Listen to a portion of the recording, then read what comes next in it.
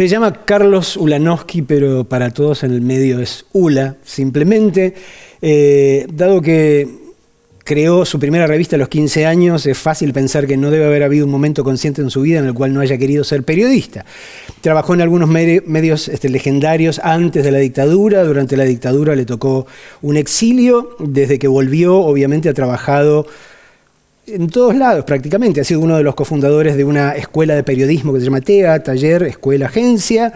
Ha escrito infinidad de libros sobre los medios argentinos, tanto gráfica como televisión, como radio, y es considerado por todos nosotros, por todos los que ejercemos esta profesión, como un maestro, claramente. Carlos, muy buenas noches, muchísimas gracias, un honor y una alegría. No, gracias a ustedes. Acá. Sabés que había un verdadero maestro que se llamaba Santiago Zenén González, un personaje de este gremio nuestro, y que cada vez que le decían maestro, él respondía: más maestro será usted. Así que bueno, me copio de Santiago Zenén. Carlos, ¿qué recordás del 10 de diciembre de 1983? ¿Dónde estabas? Lo mejor una de las mejores cosas que recuerdo es que tenía 40 años menos. Sí. Y eso era importante. No, recuerdo eso, recuerdo haber estado en la plaza y haberme emocionado. Yo había vuelto unos meses atrás de vivir en México, casi 7 años, y era, casi te diría, algo increíble, ¿no? Algo increíble. Y que fuimos creyendo de a poco, fuimos cayendo además de a poco, ¿no? Retornaba la democracia. Bueno, ¿cómo iba a ser eso?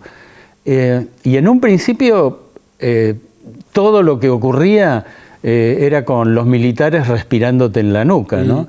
Se habían ido, pero no tanto, ¿no? Yo creo que esto fue así hasta el año 89, por lo menos, ¿no? El episodio, ese levantamiento que reprimió Menem, ¿no? Yo creo que ahí, digamos, termina de alguna manera el ciclo, el fantasma, claro, de los golpes militares. Pero empiezan otros fantasmas horribles, otros golpes, ¿no? Que ahora estamos tan acostumbrados a hablar de ellos. Y otra cosa que siento es la felicidad de haber podido acompañar estos 40 años de democracia no interrumpida. Yo ya era, sí, más que un adolescente cuando asume Frondizi. En el año 62 tenía plena conciencia de lo que pasaba. También luego lo que le pasó a Ilia, ¿no? Después esos 7 años de la llamada Revolución Argentina, la primavera camporista, el retorno de Perón al poder, bueno, la AAA, ¿no? Pero, del 83 para acá, me da particular felicidad haberlo podido vivir. ¿Le tenías fe a la democracia que se inauguraba entonces o pensabas que iba a ser un proceso con fecha datada como todas las democracias o pseudodemocracias que habíamos conocido hasta entonces? No imaginaba que íbamos a tener 40 años ininterrumpidos de democracia, pero le tenía fe, sí. Me parece que muy rápidamente se tomaron decisiones importantísimas, como fue el tema del juicio de la Junta, ¿no? Y creo eso, que durante... Si hay algo que hubo en estas décadas, fue permanente ampliación de derechos. Y en ese sentido, la democracia ha sido muy docente para todos nosotros. Nos enseñó cosas, ¿no? Y yo espero que, la verdad, espero casi con devoción que ese tipo de cosas que ya hemos adquirido no se pierdan, ¿no? En general, cuando recordamos esos 2 primeros años de Alfonsín en términos de la efervescencia sociocultural, pensamos por eso, en cultura, sobre todo en las cosas que pasaron en materia puramente cultural, artística. Pero también fue un momento muy importante de efervescencia en términos de medios, ¿no? En general pensamos en la revista Humor, pero qué sé yo, el fenómeno de Radio Belgrano, por ejemplo. Eso, yo trabajé ahí en Radio Belgrano y había un chiste, una ironía que decían que cada vez que a la mañana Alfonsín se estaba afeitando, se cortaba por cosas que escuchaba que decían los que estaban al aire en Radio Belgrano, ¿no? Pero lo de Radio Belgrano de Daniel Divinsky fue una experiencia increíble, ¿no? Increíble. ¿Sabes qué? De enorme libertad, ¿no? Bueno, hagan lo que saben hacer, ¿no? Y creo que casi todos lo asumimos, ¿no? Fue muy, muy hermoso momento. Y después la sucesora de Divinsky, que fue Chiquita Constella, también hizo una muy buena gestión. Y de repente, en el 88, se empezó a derrumbar todo, ¿no? Llegó un señor que se llamaba Horacio Frega, que también anduvo por este canal, ¿no? Y bueno, y mandó todo para atrás, ¿no? Pero igual, digo, me parece que también en el 85, si no me equivoco, salió El Periodista, la revista claro. El Periodista, que de Buenos Aires. Hizo Andrés Casioli, que fue también un momento impresionante para todos. Era el lugar donde uno quería estar, ¿no? Otro acontecimiento era la revista El Porteño, por la novedad de que se había generado una cooperativa de trabajo. No en lo económico, digo, no existía la cooperativa, pero digo, el hecho de que una cantidad de periodistas de diversas generaciones y de distintos colores políticos se hubieran unido en ese momento, a mí me pareció algo fantástico, ¿no? Más allá de la obvia y trágica diferencia de la cantidad de colegas que habían desaparecido, ¿notaste algún cambio entre los medios en los que estabas acostumbrado a trabajar antes de la dictadura y los medios que encontraste a tu vuelta con la democracia? Y primero que nada, también hay que volver a esa década, a esa primera década de democracia y llegar al año 87 cuando sale Página 12, ¿no? Yo creo que Página 12 no hubiera podido desarrollarse como se desarrolló sino en un régimen democrático, ¿no? Digo, y me parece que Página 12 fue algo también muy estimulante para todos nosotros, trabajáramos o no ahí, ¿no? Porque el mensaje que transmitía es: esto se puede, tal otra cosa se puede también, ¿no? Y bueno, eso me imagino que fue importante, ¿no? Luego, bueno, eso también, el progreso en todo el tema sobre derechos humanos, ¿no? Y la posibilidad de recordar permanentemente a los que ya no estaban, ¿no? Y que habían dejado una huella, una estela, ¿no? Con los 90 llegaron las privatizaciones en general, pero muy particularmente llegaron las privatizaciones de los canales de televisión que hasta entonces estaban en manos todos del Estado. Claro, porque en realidad primero los habían manejado los militares. Los militares antes de irse entre las armas, claro, ¿no? Sí, claro. Antes de irse dijeron, no, vamos a llamar a licitación. No ocurrió. Y después llegó Alfonsín y tampoco lo pudo hacer, ¿no? El único el único al que le devolvieron el canal fue a Romay. Digo, uno tiene claro, que no puede pretender que todos los canales de televisión sean estatales. Es claro de que había que privatizar algunas empresas, pero uno imagina que se podrían haber hecho de otra manera, ¿no? Digo, uno supone que debe haber una gran diferencia entre invitar a vivir a tu campo comunicacional a una jirafa que llamar a vivir a leones, tigres y lobos, ¿no? No, y además hubo que hacer una cantidad de birloques legales como para que, por ejemplo, Clarín pudiera hacerse de Canal 13. Hasta ese momento había un artículo de la ley de comunicaciones, el artículo 45, que lo impedía a los medios gráficos tener otro tipo de medio, ¿no? Y bueno, ahí dijeron, no, hay que borrar, borraron el artículo 45, como años más tarde borraron la ley de servicios audiovisuales, ¿no? En el medio de todo esto ocurrió, es un fenómeno mundial, pero particularmente, bueno, lo hemos sufrido de manera particular en este país, una verdadera transmutación de lo que imaginábamos que era el oficio periodístico, ¿no? Uno que tenía claro, o creía tener claro, que lo que tenías que contar por lo menos era algo que podías probar o demostrar, fue reemplazado por otra cosa completamente. O sea, de repente podés tener un título que vende una cosa y en el texto te dice cualquier otra. No tenés que demostrar nada de lo que estás diciendo. Esto sí, es una especie de giro copernicano, pero eso, Marcelo, atrás, ¿no? Es más reciente todavía, ¿no? Pero en los 90 me parece que fue como el campo de ensayo, ¿no? Ensayaron, ¿no? Y dijeron, bueno, sí, hay que hacer. Y yo creo que mucha responsabilidad la tenemos nosotros los periodistas, ¿no? Hubo un momento en que algunos periodistas decidieron que en lugar de cambiar el mundo tenían que cambiar la 4x4, ¿no? O el pH, ¿no? Lo cual, me parece bárbaro tener un pH mejor, ¿no? O un auto más del año, pero no a cualquier costo, no a cualquier costo. Y me parece que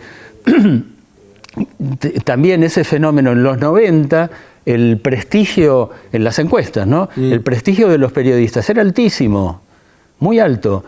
Empezó a bajar, empezó a descender, porque no hicimos bien las cosas, ¿no? Y digamos que la gente advirtió la hilacha, ¿no? Mostramos la hilacha, como se dice comúnmente. Vos que, como decía, has sido cofundador de la Escuela de TEA y que has sido docente tanto tiempo, debe volverse particularmente difícil cuando tenés o intentás enseñarle a nuevas generaciones a las cuales es muy difícil explicarle que en realidad esto debería tratarse de contar lo que es, no solo lo que a vos te parece, ¿no? No, eso seguro que era difícil. Además, ninguno de nosotros había sido docente hasta ese momento, ninguno de los 4 socios de TEA. Y entonces nos pasaron 2 cosas interesantes. Una, por lo menos a mí, que yo reaprendí el oficio. Ante la necesidad de explicarle a un alumno qué es un copete o qué es una nota de color o cómo se hace una entrevista, tuve que volver a imaginar y a pensar cómo lo hacía yo, cómo descubrí la técnica del copete, ¿no? Eso, por un lado. Y por otro lado, nos pasó una cosa bastante rara ahí en la escuela, y es que empezamos con, suponete, 120 alumnos, y en realidad pensábamos que iba a ser de esos clásicos proyectos de periodistas que a los 6 meses te das la mano y le decís a tu amigo, fue hermoso mientras duró, y te retirás a tu casa. Pero pasó todo lo contrario. Ya en el tercer año teníamos 1000 y pico de alumnos. Y de alguna manera eso se nos fue de las manos. Igual cada uno a su manera trató de transmitir el oficio desde el lugar que mejor sentíamos. Pero debo confesarte que yo permanentemente le decía a los alumnos, lean. Los libros abren la cabeza, no solo abren la cabeza, amplían el idioma. Yo creo que en eso fracasé, ¿no? Porque no faltaban los chicos que te decían, pero Carlos, ¿para qué voy a leer? ¿Para qué voy a escribir? Yo quiero estar en radio o en televisión, fundamentalmente en televisión, ¿no? Recuerdo haber tenido conversaciones recurrentes con Graciana Peñafort, que es abogada, y que también ha sido docente, y yo le preguntaba más o menos en la misma línea que te estaba preguntando a vos. Digo, ¿cómo haces cuando enseñás todo este tipo de cosas y después tenés que decirle, ¿vieron todo esto que les conté? Bueno, todo esto no sirve para nada porque nada de esto se aplica. En un oficio en el cual la verdad que deberías poder probar o demostrar ya no importa. Digo, ¿cómo haces para enseñar el periodismo? Es como tratar de enseñarle a navegar a alguien con una brújula que no tiene norte, ¿no? No, tenés razón. Y me parece que las reiteradas faltas a la verdad, lo que también terminaba ocurriendo con eso es que en la Argentina no tiene sanción.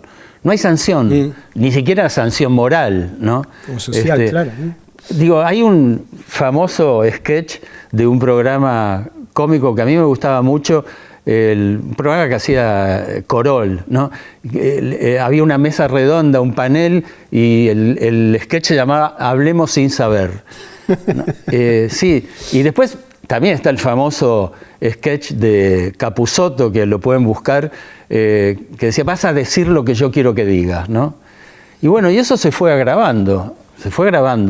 Y ahora hay, digamos, como una clase social de periodistas con los que realmente uno no tiene nada que ver, ¿no? Digo, debe haber 50 periodistas que la pasan muy bien, que son millonarios, que cambian la 4x4 cada vez que necesitan, y una enorme porción del gremio precarizado. Yo creo que eso es un tema, ¿no? Uno de los grandes temas es ese. Otro es la transición que estamos viviendo, que no es solamente un fenómeno argentino, es un fenómeno mundial. Se está despidiendo el viejo sistema analógico y estamos saludando el ingreso de la nueva etapa digital, ¿no? Y eso me parece que cambia todo, ¿no? Digo, eso, la digitalización, la forma de escribir, ese concepto de noticias en desarrollo que ha traído el online, ¿no? Y bueno, eso yo creo que ha modificado mucho el periodismo que ahora está como muy rendido a los clics, ¿no? ¿Es posible tener una democracia sana con el nivel de concentración mediática que tenemos y con un periodismo tan degradado como el que tenemos en términos generales? No, yo no sé, digo, no me quiero aventurar en ese tema, digo, porque no sé quién para hablar de la salud, pero yo creo que estamos en riesgo, yo creo que estamos en peligro, ¿no? Otra cosa que influyó muchísimo es lo que pasó en los 2 años o 3 de pandemia, ¿no? Yo creo que esos 2 años o 3 cambiaron muchísimo las cosas. Pero volviendo a tu pregunta, sí, creo que estamos en un gran riesgo, No se puede concebir todas las cosas que han dicho muchos medios del presidente y de la vicepresidenta. Digo, es una cosa inconcebible realmente, cómo se ensañaron, digamos, con las dos figuras, ¿no? ¿Creíste que iba a durar 40 años esta democracia? Nunca me lo planteé así como fantasma, ¿no? Pero, insisto, hoy mirando eso, digo, qué bueno que pude ser testigo de estos 40 años, ¿no? Con ampliación de derechos, con nuevas, con castigos a los culpables, ¿no? Tantas cosas. Ojalá seas testigo de muchos años más de democracia, digo, como todos nosotros, que eso es lo que deseamos por encima de cualquier otra cosa. Ojalá. Y me parece bárbaro esto, ¿no? Que recuerden permanentemente. Son 40 años. El 10 de diciembre del 83 se empezaba una etapa, ¿no? Una esperanza, ¿no? Un sueño, casi. Muchísimas gracias, Carlos. No, gracias a ustedes.